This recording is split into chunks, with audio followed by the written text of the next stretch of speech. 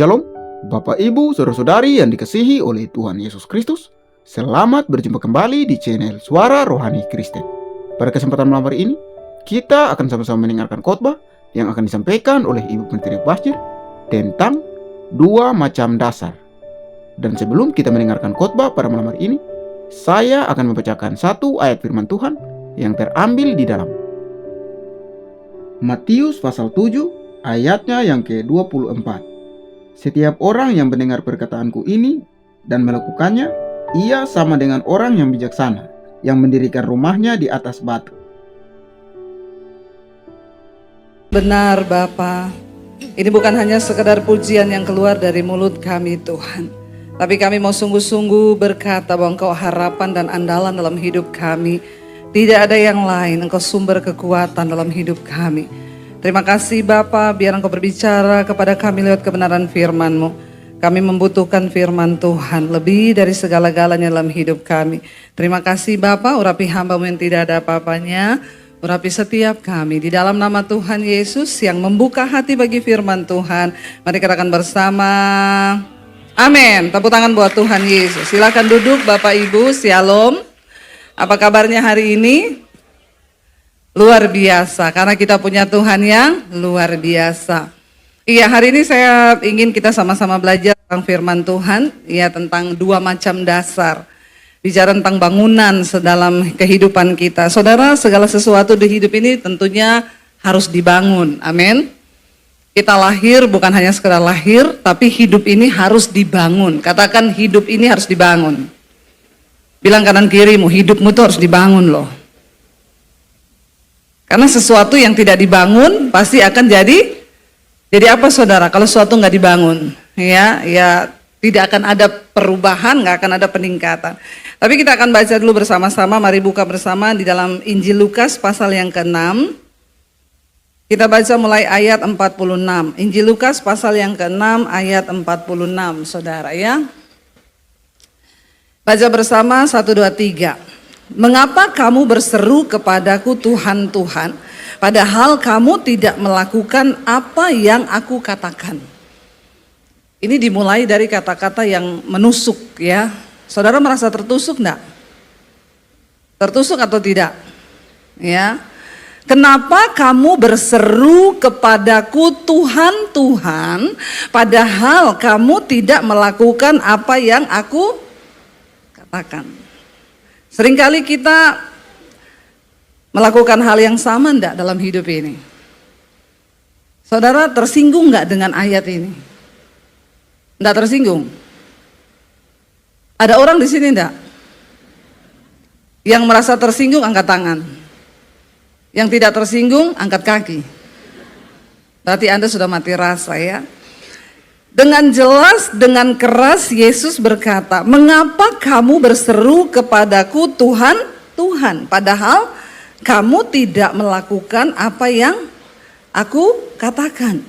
Betapa seringnya kita sebagai orang Kristen, kita ke gereja tiap minggu, agama kita di KTP tulisannya Kristen. Ya, Kristen itu artinya apa?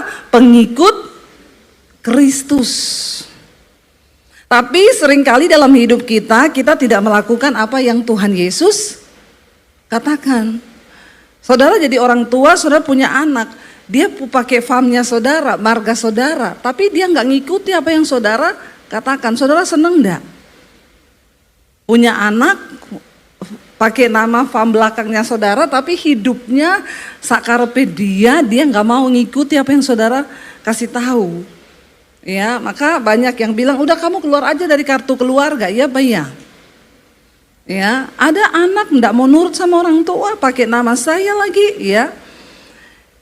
Demikian juga kalau kita ini mengaku kita anak Tuhan, percaya Tuhan Yesus, agama kita Kristen, tetapi mengapa kamu berseru kepadaku Tuhan, Tuhan, padahal kamu tidak melakukan apa yang aku katakan. Ayat 47 baca, 1, 2, 3.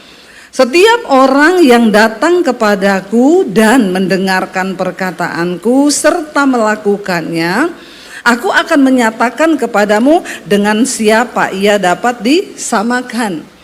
Kalau kita menjadi Kristen, menyebut diri kita pengikut Kristus dan kita melakukan apa yang Yesus dikatakan, maka Tuhan akan menunjukkan kepada siapa dia itu dapat disamakan. Setiap orang yang datang kepadaku dan mendengar perkataanku serta melakukannya, aku menyatakan kepadamu dengan siapa ia dapat disamakan. Ayat 48 baca bersama. Ia sama dengan, baca saudara, 1, 2, 3.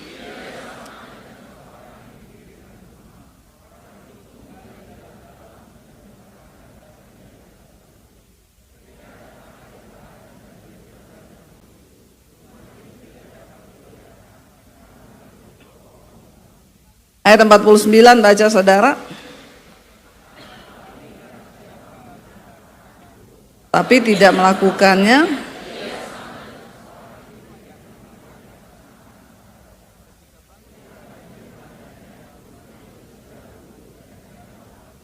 Amin saudara. Waktu kita menjadi orang Kristen, mendengar firman Tuhan dan melakukan firman Tuhan itu, Tuhan bilang kita ini sama dengan seorang yang mendirikan rumahnya. Orang itu menggali dalam-dalam dan meletakkan dasarnya di atas batu. Ketika datang air bah dan banjir melanda rumah itu tidak dapat digoyahkan karena rumah itu dibangun di atas dasar yang kokoh. Saya boleh bagi tisu Pak ya, udah mau kiamat dunia nih, panas sekali ya. Thank you Pak, Tuhan berkati. 2 tok lagi. Loh. Saudara, ya baik ya, kita akan melihat Yesus menyamakan orang Kristen yang mendengar firman dan melakukan firman itu seperti apa. Dia seperti orang yang bangun rumah. Hidup kita ini diibaratkan Tuhan sebagai sebuah rumah yang akan dibangun.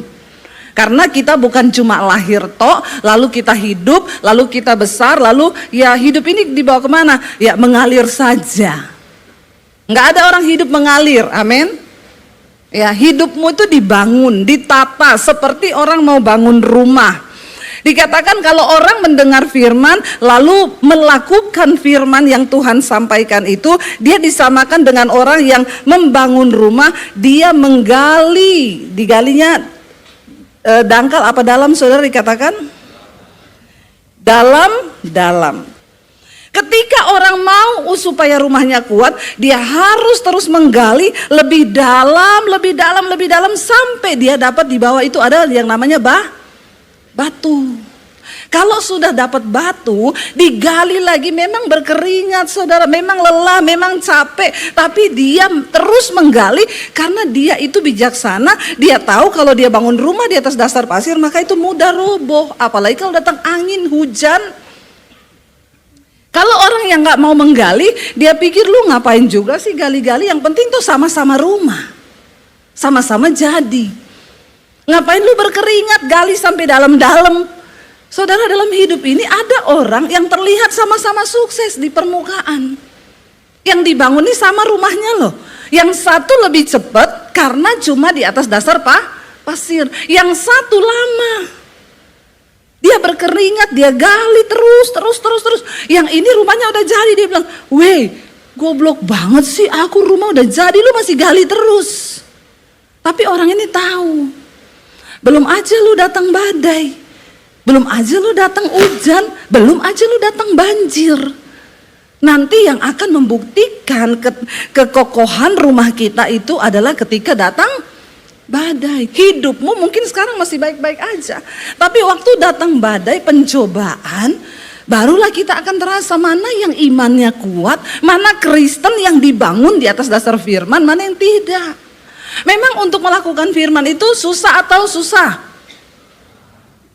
Ya, susah Bu. Doakan orang yang memusuhi kamu. Berkeringat enggak? Doakan orang yang memusuhi kita, berkeringat nah saudara.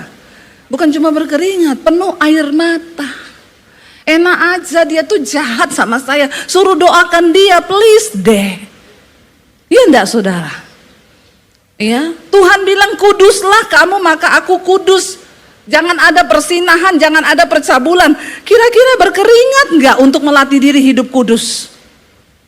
Capek enggak melatih diri hidup kudus? Capek enggak?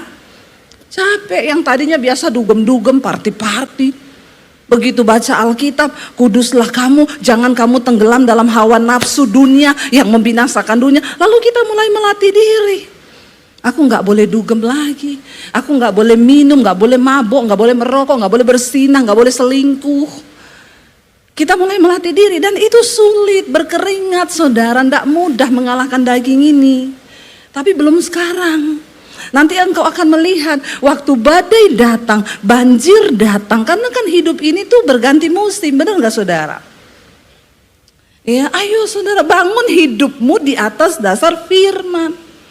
Kenapa saudara? Yuk kita lihat bersama apa yang Rasul Paulus bilang dalam 1 Korintus 3 ayat yang ke-10 mulai. Di sana Rasul Paulus bicara tentang dasar dan bangunan saudara. Baca bersama 1, 2, 3. Sesuai dengan kasih karunia Allah yang dianugerahkan kepadaku, aku sebagai seorang ahli bangunan yang cakap telah meletakkan dasar dan orang lain membangun terus di atasnya. Tetapi tiap-tiap orang harus memperhatikan bagaimana ia membangun di atasnya. Ayat 11. Karena tidak ada seorang pun yang dapat meletakkan dasar lain daripada yang telah diletakkan, yaitu Yesus Kristus. Kita ini sama-sama nih percaya Yesus nih ya. Dasar bangunannya sudah Tuhan Yesus nih. Tapi kita harus memperhatikan. Ayat 12 berkata, entahkah orang membangun di atas dasar itu dengan emas, perak, batu permata, kayu, rumput kering, atau jerami. Sekali kelak pekerjaan masing-masing orang akan nampak, karena hari Tuhan akan menyatakannya. Sebab ia akan nampak dengan api. Bagaimana pekerjaan masing-masing orang akan diuji oleh api. Ya, Rasul Paulus sudah meletakkan dasar untuk kita membangun kehidupan kekristenan kita, yaitu Kristus. Semua kita sudah tahu itu Tuhan Yesus. Tapi dengan apa kita membangun di atas dasar Kristus itu harus kita perhatikan saudara. Ya, kalau kita membangunnya di atas dasar emas, perak atau kayu atau jerami, ya itu akan membuktikan keteguhan dari bangunan kita. Emas itu bicara tentang kemurnian saudara. Lebih dimurnikan, emas itu makin dibakar makin murni ya. Dikatakan di sana, entah bagaimana engkau membangun, firman Tuhan itu emas yang bahan terbaik untuk kita bangun hidup. Tapi ayat ini bilang semua orang membangun. Ya ada yang dari kayu, ada yang dari emas, ada yang dari perak. Oke, jadi bangunannya. Tapi ada yang akan membuktikan kekokohan bangunan itu. Dikatakan semua akan diuji dengan api. Kalau emas ketemu api, maka dia akan semakin murni. Tapi kalau kayu ketemu api, maka hancur saudara. Lalu dikatakan begini saudara. Ayat 14 berkata begini, jika pekerjaan yang dibangun seseorang tahan uji, ia akan mendapat upah. Jika pekerjaannya terbakar, ia akan menderita kerugian. Tetapi ia sendiri akan diselamatkan. Tapi seperti dari dalam, oke sih selamat sih nanti, karena masih tetap dalam Yesus, kecuali sudah meninggalkan Tuhan Yesus. Memang selamat saudara. Tapi selamatnya seperti dari dalam. Saudara mau masuk surga gosong-gosong keriting begitu? Seperti orang yang sudah habis terbakar dalam api mau? Saya nggak mau saudara. Kita hidup di dunia ini cuma sementara. Ketika kita hidup di dunia ini cuma sementara, ayo jangan buang waktumu untuk bayar harga yang harusnya tidak kamu bayar. Saya melihat banyak orang Kristen itu hidup dengan membayar harga terlalu mahal untuk hal yang seharusnya dia tidak bayar. Ya, wanita-wanita, kamu kalau nggak salah menikah, harusnya kamu nggak usah bayar harga mahal. Rumah tanggamu aman, rumah tanggamu harmonis, damai, sejahtera, diberkati Tuhan. Kenapa ada orang yang pernikahannya bayar harga mahal? Yaitu karena kau nggak menuruti firman Tuhan. Kau bangun hidupmu dengan bahan kayu. Makanya ketika diuji terbakar.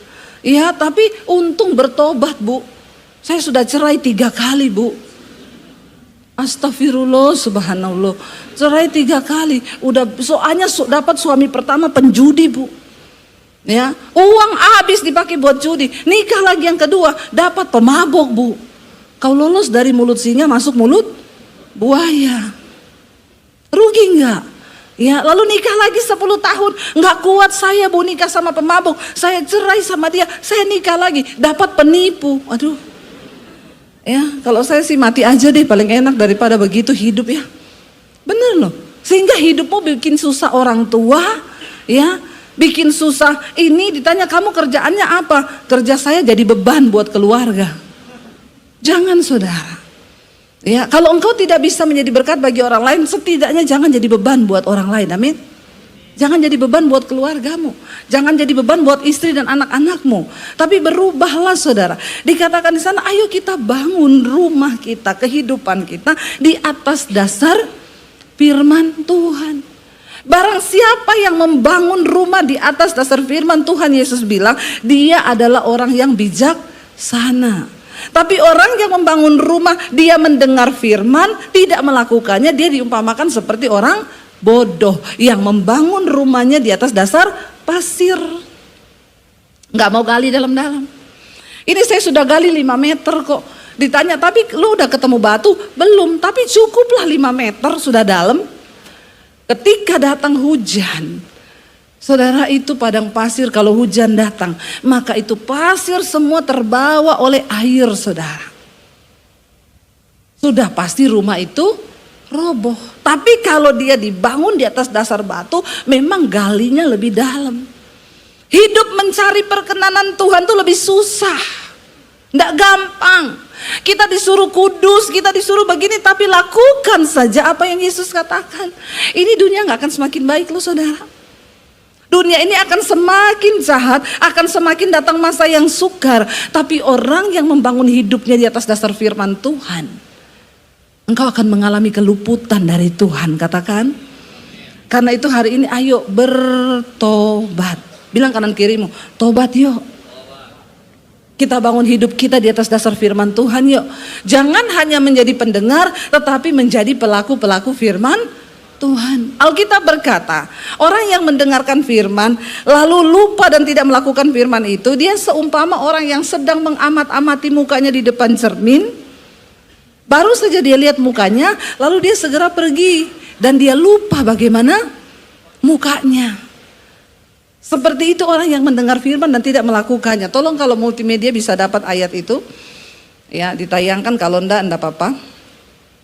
Orang yang mendengar firman tapi tidak melakukannya, dia seumpama orang yang mengamat-amati mukanya di depan cermin, ya lalu dia segera pergi dan dia lupa bagaimana dengan wajahnya saudara. Ya, nah orang itu saudara, kalau kita itu cuma ya melihat mendengar firman, nah Yakobus 1 ayat 23, nih saya dapat nih, Yakobus 1 ayat 23 baca. Ya. Yakobus 1 ayat 23 firman Tuhan berkata begini, sebab jika seorang hanya mendengarkan firman saja dan tidak melakukannya, ia adalah seumpama orang yang mengamat-amati, yang sedang mengamat-amati mukanya yang sebenarnya di depan cermin. 24, baru saja ia memandang dirinya, ia sudah pergi atau ia segera lupa bagaimana rupanya. Kira-kira saudara di sini ada yang lupa dengan wajahnya sendiri? Tolong angkat tangan. Coba ingat mukamu, ingat enggak dengan wajah kita? Semua ingat toh? Kalau enggak ingat bahaya loh. Berarti kau hilang ingatan. Mukanya sendiri saja tidak diingat. Ada cowok-cowok bilang, ingat bu, kayak Ari Wibowo. Nah kalau itu sih halu. Ya, halu itu, memaksakan diri. Kita semua pasti ingat muka kita. Saya tahu, oh di sini ada tai lalat saya. Saya tahu pipi saya yang sebelah kanan ini ada lesung pipinya. Saya tahu. Kenapa? Karena saya bercermin tiap hari.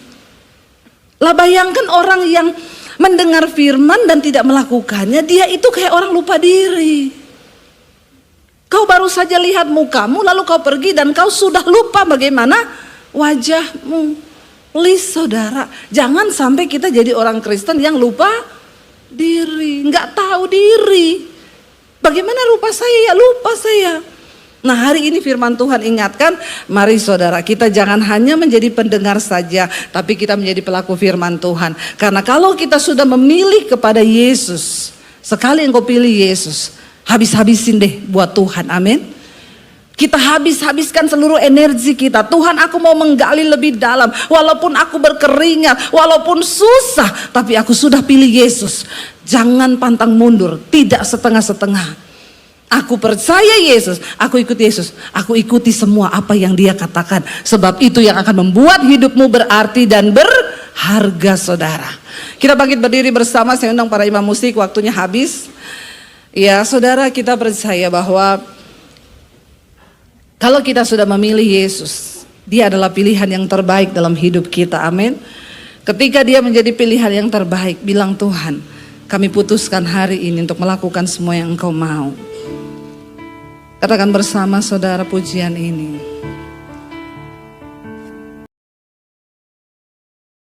Bapak, Ibu, saudara-saudari yang dikasihi oleh Tuhan Yesus Kristus, kita telah bersama-sama mendengarkan khotbah yang telah disampaikan oleh Ibu Pendeta Basjir tentang 2 macam dasar.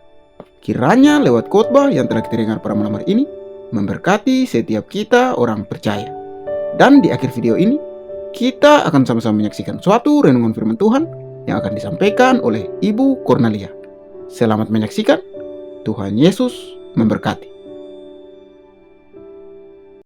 Selamat malam Bapak Mama yang diberkati oleh Tuhan. Bila pada malam hari ini mari kita mau merenungkan firman Tuhan, di mana Mazmur 37 ayat pertama hingga ayat yang ke-10, judul bacaan kebahagiaan orang fasik semua dari Daud.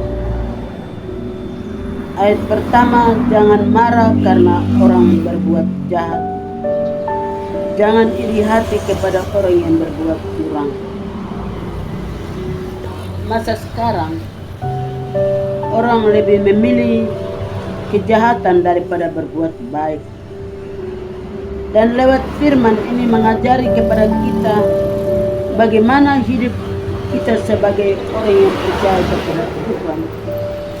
Berbuat yang baik dan berkata yang baik, maka hidup kita diberkati. Firman Tuhan dengan jelas, Dia katakan jangan marah karena orang berbuat jahat. Ternyata lewat firman Dia mengatakan dengan jelas, tidak boleh kita marah kepada orang yang berbuat jahat. Tidak boleh kita iri kepada orang yang berbuat curang. Namun kita percaya bahwa Tuhan adalah hak untuk menentukan orang yang berbuat jahat. Dan tidak boleh kita iri hati karena orang yang berbuat curang. Dalam ayat yang kedua, sebab mereka segera lisut seperti rumput dan layu seperti tumbuh-tumbuhan hijau. Dalam ayat yang ketiga, percayalah kepada Tuhan dan lakukanlah yang baik. Diamlah di negeri dan berlaku setia. Tuhan masih memberikan waktu. Tuhan masih menentukan yang terbaik bagi kita. Maka kita berbuat yang baik, maka kita dikatakan orang yang mengasihi Tuhan dan juga mengasihi sesama manusia. Dan di dalam kehidupan kita berbuat yang baik, maka kita dikatakan orang yang mengasihi Allah. Mari kita melakukan dengan kesetiaan kita di tanah negeri yang Tuhan titipkan bagi kita. Bapak, Mama, saudara sekalian yang diberkati oleh Tuhan. Dalam ayat yang keempat Dia katakan, dan bergembiralah karena Tuhan, maka Ia akan memberikan kepadamu apa yang diinginkan hati. Kita harus bersukacita dan berbuat yang baik, yang berkenan kepada Tuhan, maka hidup kita diberkati. Usaha apapun yang kita lakukan selalu menjadi berhasil bagi nama Tuhan. Ada satu bagian firman Tuhan Dia katakan bahwa hati yang gembira adalah obat Dan hati yang gembira itu dari hati kita keluar bahasa-bahasa yang baik, yang menyenangkan hati Tuhan selagi kita ada di muka bumi. Di dalam ayat yang kelima, Bapak Mama Saudara sekalian, anak-anak yang diberkati, dia katakan, serahkanlah hidupmu kepada Tuhan dan percayalah kepadanya dan dia akan bertindak.